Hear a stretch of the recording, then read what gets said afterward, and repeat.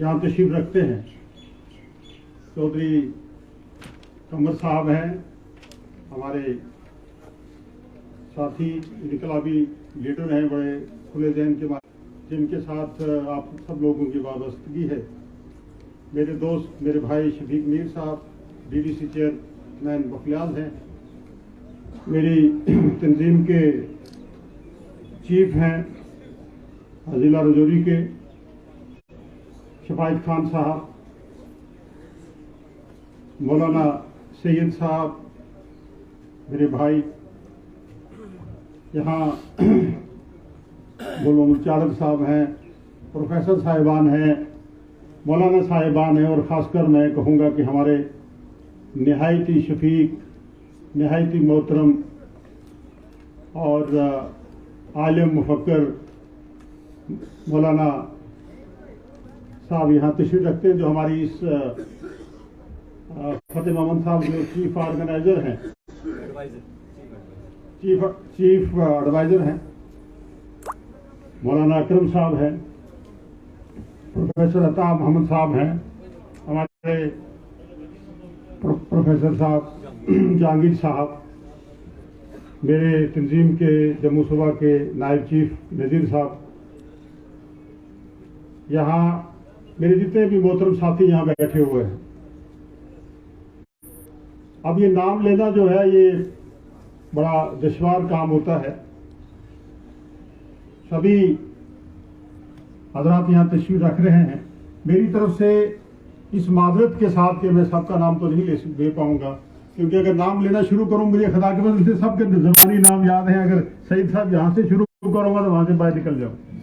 लेकिन शायद आप सबको जल्दी भी है, और मैं महसूस करता हूं कि सुबह से कमर साहब तो यहाँ 8 बजे तशरीफ लाए थे, और मुझे फ़ोन गया यहाँ से किसी साहब का कि देखिए जी वो याद कर रहे हैं। तो मैंने कहा वो जवान है तो अब थोड़ा बुजुर्ग आस्ते आस्ते तैयार होंगे। पर कैफ मैं क्या बोलूंगा और मैं क्या बोल सकता हूं। मैंने आप तमाम हजरात को बड़े गौर व फिक्र से सुना है। एक बात मैं जरूर कहूंगा कि मसूद चौधरी साहब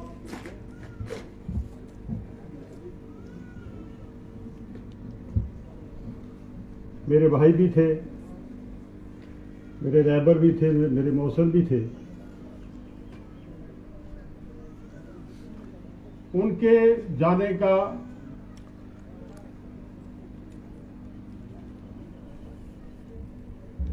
गम और सदमा जो है वो आप लोगों ने बांट लिया।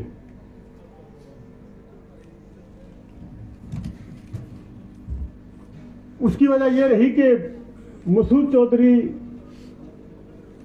का जाना, मसूद चौधरी मेरे या मेरे खानदान का ही नुकसान नहीं था, बल्कि वो मिल्लत का नुकसान था। वो एक मिल्ली नुकसान था, और मिल्लत ने मेरे उस गम को बांट लिया, जिससे मेरा जो दुख मेरा ये रिकॉर्ड छीन लेंगे कि सुरूद रफ्ता बाज आयद के ना आए,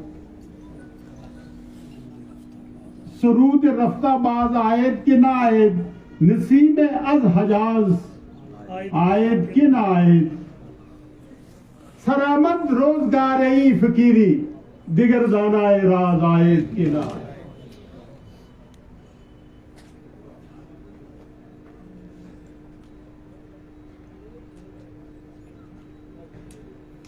यहाँ सैयद साहब ने वजह फरमाया कि हमारी जो खित्ता पीर पंजाल की जो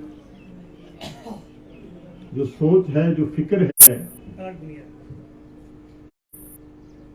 हिंदुस्तान का भी कार्नर है ना, ये बहुत दूर है, तो अलग दुनिया है। मुझे आपकी बात से, और जो हमारे एक्स मिनिस्टर R&B के रहे वानी साहब, मजीद वानी साहब, बहुत से एक्स मिनिस्टर्स और चीफ मिनिस्टर साहब, महबूबा जी शायद वहां तशरीफ रखती थी उस दिन, तो वो आए तो उन्होंने कहा देखिए मसूद चौधरी जो है वो जम्मू कश्मीर के मुसलमानों के एक फेस थे, और बिलखुसूस जम्मू के। बड़े लोग रजौरी पुलिस के भी वहां बैठे हुए थे। उन्होंने फिर वो गोजरी भी बोलते हैं, पहाड़ी भी बोलते हैं, उर्दू भी, कश्मीरी भी। तो उन्होंने एक बात कही कि ये अलग बात है कि तुमने रजौरी पुलिस के लोगों की खुटी जड़ी है वो अलग टांगी है, तुम अपनी खुटी में बागे देखें। लेकिन मसूद चौधरी साहब ने जो जम्मू जैसी जगह में मिल्लत को एक प्लेटफॉर्म बना के दे दिया, वो सदियों जो है मिल्लत के काम आए। से आपने इसको यहां बयान किया है वो काबिल-ए-दाद है। मैं ये एक बात मुझे याद आ गई जब आप तकरीर कर रहे थे। एक दफा की बात है कि मेरे कुछ सियासी दोस्त बहुत करीबी, हम किसी महफिल में बैठे हुए थे, तो किसी सियासी दोस्त के बारे में बात चल रही थी। तो उन्होंने कहा कि वो तो आपके बहुत खिलाफ है तंजीम में। मैंने कहा यार अल्लाह ताला रहम करे, अल्लाह ताला उसकी मरादें भी पूरी करे। तो उस शख्स ने मेरा हाथ पकड़ लिया, खुदा की कसम। वो कहने लगा ओ खुदा के लिए दुआ नहीं कर रही, कोई टाइम ऐसा होना है कि अल्लाह दुआ सुन लेना है। मैं क्या यार किस दुनिया में रहते हैं हम, इस समाज में रहते हैं। बहुत सी बार मैंने जिक्र किया मौलाना साहब से और अपने नजीर साहब से कि कहीं महफिल में जाते हैं, जब गांव में जाते हैं, इलेक्शन होता है तो कुछ लोग हाथ ही नहीं खड़ा करते कि हमारी दवा कबूल हो जाएगी शायद। ये तो एक बार का जिक्र है यहाँ, मैं मेरे दोस्त थे यहाँ मिर्जा इफ्तिखार, उनके घर में उन्होंने जब पहला इलेक्शन था तो उन्होंने खतमात रखे, दवा का प्रोग्राम रखा। तो सैयद आरिफ शाह साहब दवा फरमा रहे थे, तो हमारे कुछ साथी जो हैं उन्होंने हाथ नीचे कर दिए। तो जब उन्होंने हाथ नीचे कर दिए तो मैंने भी नीचे कर दिए। तो सैयद साहब ने मेरी तरफ देखा, मैंने कहा जनाब बात यह है मैं इन लोगों के साथ हूँ, इन लोगों ने हाथ नीचे किए, जब ये ऊपर करेंगे तो मैं भी ऊपर करूंगा। हम इस समाज में हैं, ये हंसने की बात नहीं है बल्कि रोने की बात कि हम ये कहते हैं कि शायद हम दुआ करेंगे इसको भला हो जाएगा। लेकिन बाखुदा हर स्टेज जो है, हर मिंबर अल्लाह और अल्लाह के रसूल का, मैं इस अल्लाह के रसूल के मिंबर से ये गवाही देता हूं कि मसूद चौधरी साहब इन सब चीजों से मुबर्रा थे ऊपर। कोई भी किसी समाज बरादरी का, हिंदू मुसलमान कोई भी हो, उस एक अच्छा बच्चा पढ़ा लिखा, सोसाइटी में पढ़ा लिखा वकील, पढ़ा लिखा डॉक्टर, पढ़ा लिखा ऑफिसर, उसकी वो कदर करते। मैं शॉर्ट करूंगा कि जब उनकी मौत हो गई, उत्तराखंड के डायरेक्टर जनरल पुलिस है, जो special director general police BR Sharma के क्या नाम था उनका, पुलिस कंट्रोल रूम से एक ऑफिसर आता है। तो उन्होंने कहा कि उत्तराखंड के BR Sharma special director general police हैं, वो कहते हैं कि मसूद साहब के कोई नजदीकी जो है घर के फैमिली के, उनसे मेरी बात कर। ये ऐसी बहुत सी मिसालें हैं ऐसी। लेकिन एक मिसाल मैं देता हूं। तो वो जब DG साहब ने बोलना शुरू किया तो DG साहब, मैं खुद मसूद साहब के जो साहबजादा हैं अरफात मसूद, वो टेलीफोन पे थे। मैं सुन रहा था कि वो डायरेक्टर जनरल पुलिस वर्चुअली उन्होंने रोना शुरू कर दिया कि आज मैं अगर डायरेक्टर जनरल पुलिस हूं तो मसूद चौधरी की वजह से। उसकी तहरीक कठुआ से है, वो स्पेशल DGP कठुआ के एक वकील हैं शक्ल भूषण, उनके वालिद उनके दोस्त थे। तो जब उनको यह पता चला कि शक्ल ने ला किया है तो वो वालिद लेके आया, मलाया उसको कि मुंडे ने ला किया है। तो जब नापे तोलते थे ना, हर आदमी को नापे तोलते थे। तो उन्होंने कहा भाई इसको आप दिल्ली वगैरह में इसको शिफ्ट करो बेटे, भर के चले गए। टाइम निकल गया। 2-3 महीने के बाद वो फिर शक्ल मिलने के लिए आए, तो एक स्कूटी ली हुई उनके घर आए। उन्होंने कहा जी ये जब हस्बे दस्तूर उनका ये एक तरीका होता था, जब तैयार होकर ऑफिस निकलते थे, जो लोग डेपुटेशन वगैरह आते थे, मिलते थे, निकलते थे, तो निकलने लगे तो शक्ल भी आ गया, तो स्कूटर पे आया। तो स्कूटर पे आके रुका। तो अंकल जी मैंने बात करनी थी, उनको अपनी गाड़ी में बैठाया। तो मैसेज किया कि उसके वालिद को कि भाई उसको बुलाओ। वो कठुआ में डागलस वाले को कहा होगा, किसी को कहा होगा कि जो उनके वालिद हैं बुलाओ उनको।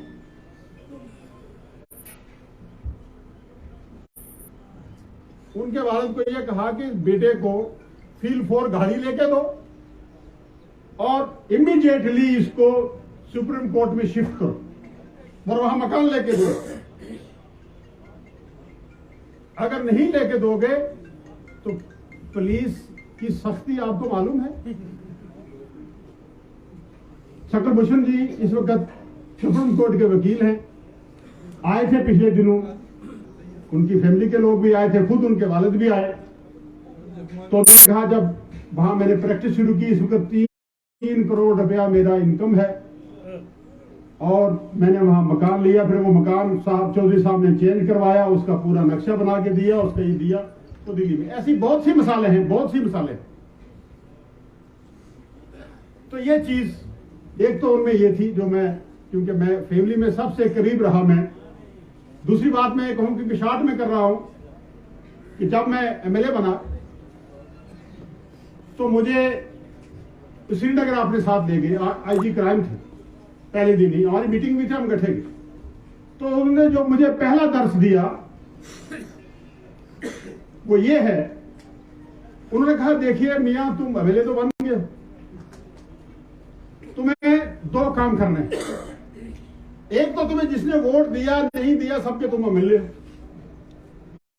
दूसरी बात तुम्हारा जो फर्ज रहेगा वो नंबर 1 ये कि हर गांव में, हर मोहल्ले में एजुकेशन निजाम को बेहतर बनाने के लिए स्कूल खोलो, एजुकेशन को फरोग दो। हमारे हर गांव में हाई स्कूल होना चाहिए, मिडिल स्कूल होना चाहिए, हाई सेकेंडरी स्कूल की कोशिश करो होना चाहिए। दूसरा, हर गांव को सड़क से जोड़ दो। सड़क से जोड़ने से यह होगा कि जो इस वक्त, उस वक्त क्योंकि हालात भी ऐसे थे 2002 में, आप समझते हैं क्या हालात थे, तो सड़क बनने से इलाके की डेवलपमेंट होगी और जो पड़ोसी आके यहां तंग करते हैं वो भी तंग नहीं कर पाए। और जब 2014 में के इलेक्शन में मैंने सईद साहब वो सुकून गिने तो मेरे दूसरे भाई महमूद राना साहब मरहूम अल्लाह तबारक तआला जन्नत नसीब करे, वो मेरे साथ मजाक भी करते थे। मैंने कहा भाई मेरे गल सुनते स्कूल में ना नहीं पढ़ गए, स्कूल होया भी ये नहीं पाया, बल्कि लोग कहेंगे भाई स्कूल हमारा ग्राम होया, इतना ना पढ़ गए। मतलब एक लगता है ना सैयद साहब, एक लगता है कि ये बात ही नहीं हो सकती है कि अगर हम गांव करनी शुरू करेंगे तो मुझे बताइए कौन सा गांव है जिसमें हाई स्कूल नहीं है, मिडिल स्कूल नहीं है। और फिर दूसरी बात ये है कि ये सब क्रेडिट में ये कहना चाहूंगा कि ये क्रेडिट मसूद चौधरी साहब को जाता है जिन्होंने मुझे ये सबक दिया था कि आप सड़कें और स्कूल खोलना, एक बात। दूसरी बात ये है कि मैं एमएलए था, नया एमएलए। उस बात मेरी एक तकरीर भी बड़ी मशहूर हुआ करती थी, मैं तो गुड सेंस में ही बात करता था शायद। तो मैंने कहा जो यहाँ जुल्म सितम होगा, ये होगा वो होगा, मैं चटनी बना दूंगा चटनी। तो ये बड़ा कहा, उन्होंने कहा भैया ये नहीं होता है, एमएलए को चटनी बनाना नहीं होता है, एमएलए को खुद चटनी बनाना होता है, एमएलए को खुद चटनी बनाना होता है, चटनी बनाना। ऐसी तकरीर आइंदा नहीं करना। तो मुझे एक बाबू हफीज साहब है, उनके दोस्त, उनकी ड्यूटी लगी इलेक्शन में कि भाई इसको यार ये पता नहीं क्या बोल देगा, तो मुसीबत बनेगी, तो ये लिख के दो इसको तकरीर। जब तकरीर लिख के दी तो वो मीर मुंशी साहब मरहूम की एक बड़ी मुझे बात याद आती है। लोग किस्सा करते थे कि मीर साहब, क्योंकि समाज की आपने बात की ना, उनका मंडी में जाना है तो गोजरी नहीं करना, गोजरी में बात नहीं करना, मंडी में जाओगे आप। लोग कहते हैं ये कश्मीरी नहीं है, गुजर है। तो जब मेरी तरह मीर मुंशी साहब वहां पहुंचे तो उर्दू में तकरीर शुरू की। उन्होंने कहा जरा हूं तो कौन सा सतावना था, बिना वोट देंगे कि नहीं दे। उन्होंने कहा तो देखो ये तो गुजर है। तो वो तकरीर जनाब मुझे लिख के दी, लेकिन जब वो बात आया ना तो मैंने कहा देखिए भाई एमएलए बनूंगा बार काफी है। तो मैं एमएलए बना, तो जब बन गया एमएलए तो मुझे एक डीसी साहब का फोन आया। तो मैंने थोड़ा डीसी साहब को मतलब थोड़ा तलखी में बात भी की और उनका जो प्रपोजल था कोई, उसको मैंने रिजेक्ट किया। मैंने कहा ये नहीं होगा, ये आपने कैसे कर दिया, आपने एमएलए को पूछा नहीं था। ये कि यहाँ औकाफ में एक किसी को एडमिनिस्ट्रेटर बनाना था या मेंबर बनाना, हमारा कोई दोस्त साथ। तो मैं डीजी साहब के पास, बाबा इमाम के पास बैठा हुआ, तो उन्होंने बड़े धीरे इलाज में कहा कि किसको फोन था, मैं डीसी फोन क्या था, बड़ी तरसी ना गलती क्या मसला है, देखो वो उसको नॉमिनेट कर रहे हो, वो देखो वो। हाँ नहीं बनू मैंने कहा बनना है जी, मैं तो एमएलए हूँ। ऐसा फिर मेहता ना बन दो ना, तो मैं एमएलए बन गया, उसका मेंबर भी नहीं बन सकता पहले। ये थी उनकी सियासत। ये उनकी सियासत थी कि तुम भाई आप एमएलए बन गए हो यार, उसको 5 भी नहीं बनने देते। ये सबको लेके साथ चलना होता है, ये सबको साथ लेके चलना होता है। तो लिहाजा ये सब चीजें जो थी, ये दर्श जो था, ये इस माहौल में कि जहां हम हाथ भी खड़ा नहीं करते कि भाई नहीं शायद मेरी दवा कबूल हो गई हूं, तो कोई यार सब वास्ते दवा करो, अल्लाह ताला सारा ना मेले बना सारा का जनाब नेक मकसद है ना, अल्लाह ताला उसमें कामयाब करे। हम किसी वजह कंजूसी क्यों करें? तो लिहाजा हमारा समाज ऐसा है कि शफीक मीर साहब जिस समाज में हमने आंख खोली है, अभी उसी से हम गुजर रहे हैं कि मैं आपके नकायस निकालने की कोशिश करूंगा, जो आप में सफात है वो कभी बयान नहीं करूंगा। तो इसको क्या कहेंगे मौलाना साहब ऐसे आदमी को? बुग़्ज़ अल्लाह के सामने बहुत बड़ा जुर्म है, बहुत बड़ा जुर्म है। तो लिहाजा मैं ये गुजारिश करता हूँ कि अल्लाह ताला हम सबको नेक रास्ते पे चलने की तौफीक दे। मैं सिविल सोसाइटी मेंढर का निहायत ही ममनून हूँ, निहायत ही मशकूर हूँ कि उन्होंने इस ताल्लुक से कि मसूद चौधरी साहब की फैमिली से है और आप सब ने याद किया हमें, और मैं ये कहूँगा कि आपने दुख साझा किया है। शायद ये दुख मेरे बर्दाश्त से बाहर होता, लेकिन मैंने जब देखा कि पूरी मिल्लत हिंदू मुसलमान सिख ईसाई सब रो रहे हैं, तो जावेद राना का रोना थोड़ा सब कम हो गया। लेकिन अगर ये ना होता तो शायद मेरे लिए ये बर्दाश्त करना मुश्किल था। लोगों के जज्बात की मैं बात करूंगा सईद साहब, कि जब उनका हम इंतजार कर रहे थे, क्योंकि हमारे कुछ रिश्तेदार यहाँ से जा रहे थे, कुछ साथी, तो 2 जनाजे हमने वहां रखे, तो उनका क्योंकि जिक्र कर रहे थे लोग, कलमा का जिक्र हो रहा था, तो मुझे ये हमारे खुर्शीद गदई एडवाइजर साहब का जो थे, उन्होंने कहा राना साहब ये मैंने देखा वो सिख भी कलमा पढ़ रही है, वो देखिए खुदा की कसम है, नहीं वो हाँ सिख भी वहाँ कलमा पढ़ रहे। तो जब ला इलाहा कलमा तो इला का जिक्र हो रहा था, पढ़ रहे। मैंने देखा, जब मैंने कहा जनाब सिख भी तो है, साथ में हमारे दूसरे साथी भी हैं। ये अकीदत थी उनकी, और इतनी अकीदत थी, लोग इतने दूसरे मज़ाहिब के लोगों ने आके उन्होंने इस चौधरी साहब के विसाल पे हमारे साथ जहां हमदर्दी का इजहार किया और जहां अफसोस का इजहार किया। हमें लगता था इनका ही नुकसान हुआ है कोई। तो मैं नाज़िम साहब की उनके खड़े हैं, तो लिहाजा मैं लास्ट का एक आपको इसके साथ के, वो लोग बहुत खुशकिस्मत थे, वो लोग बहुत खुशकिस्मत थे जो इश्क को काम समझते थे, जो इश्क को काम समझते थे या काम से आशिकी करते थे। मैंने कभी मसूद चौधरी साहब को गैर जरूरी बात करते हुए कभी नहीं देखा, और कभी फजूल में या कोई ऐसी चीज के टाइम अपना जाया कभी करना उन्होंने मेरी जिंदगी में मैंने उनको नहीं देखा। मशगूल रहते थे, काम की बात करते थे या रेस्ट करते थे, 2 चीजें मैंने उनकी देखी। और हम जीते जी मसरूफ रहे, कुछ इश्क किया, कुछ काम किया। काम इश्क के आड़े आता रहा और इश्क काम से उलझता रहा, आखिर में तंग आकर दोनों को अधूरा छोड़ दिया।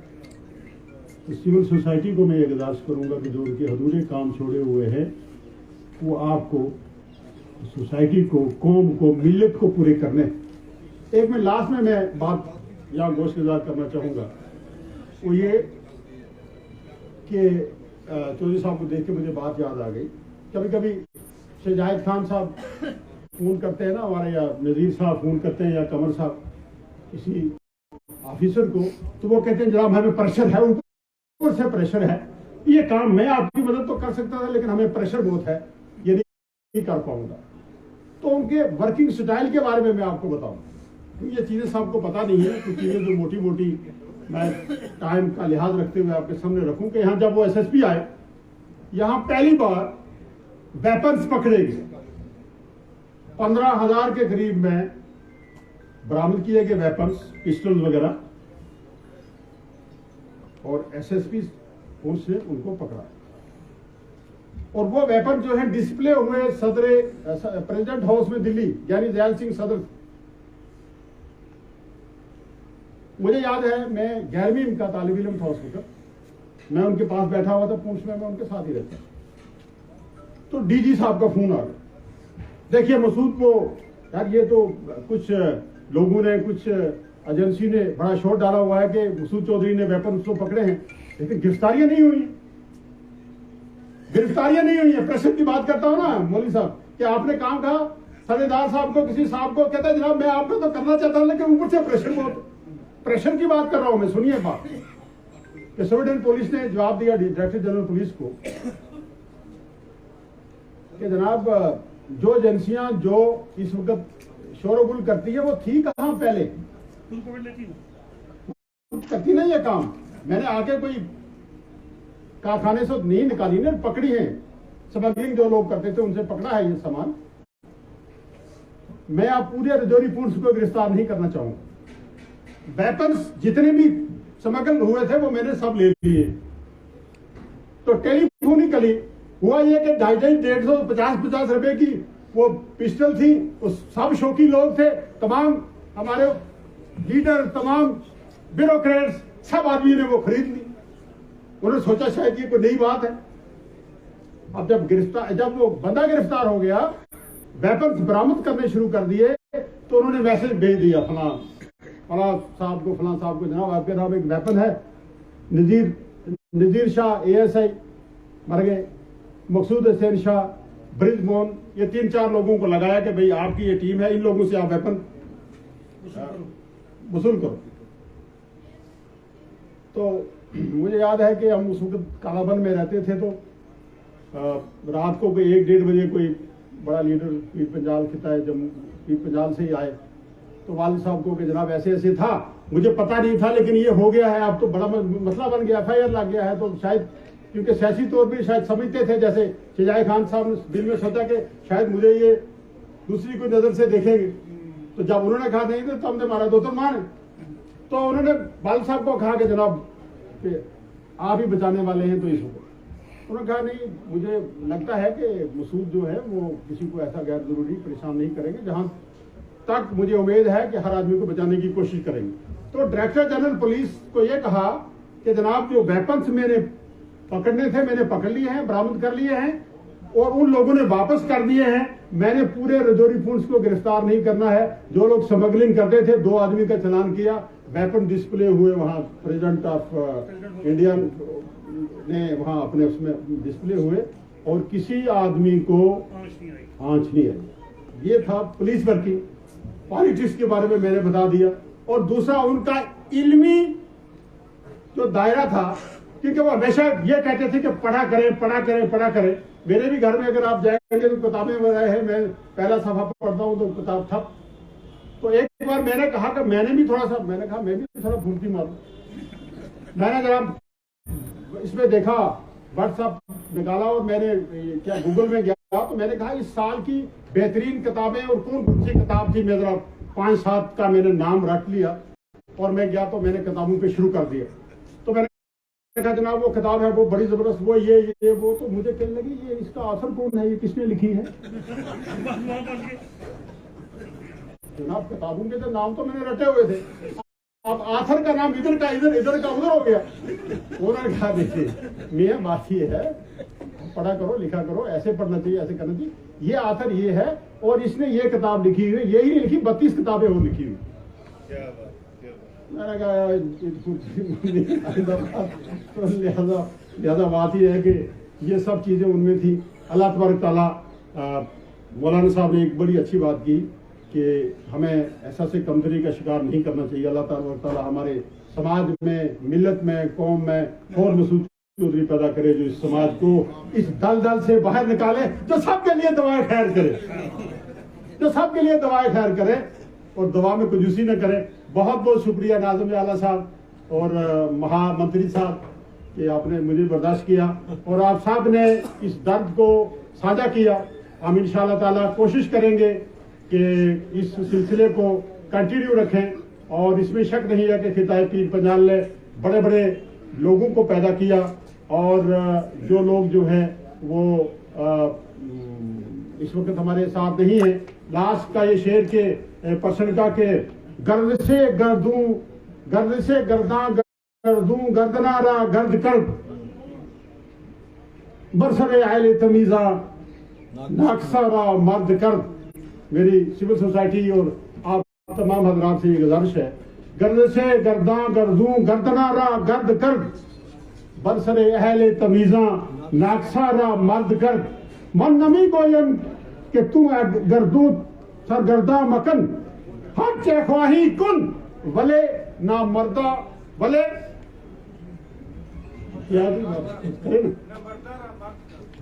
मर्द कर हर चे ख्वाही कुन। आगे क्या शेर आपका पसंद नहीं, वो तो नहीं ना उसका।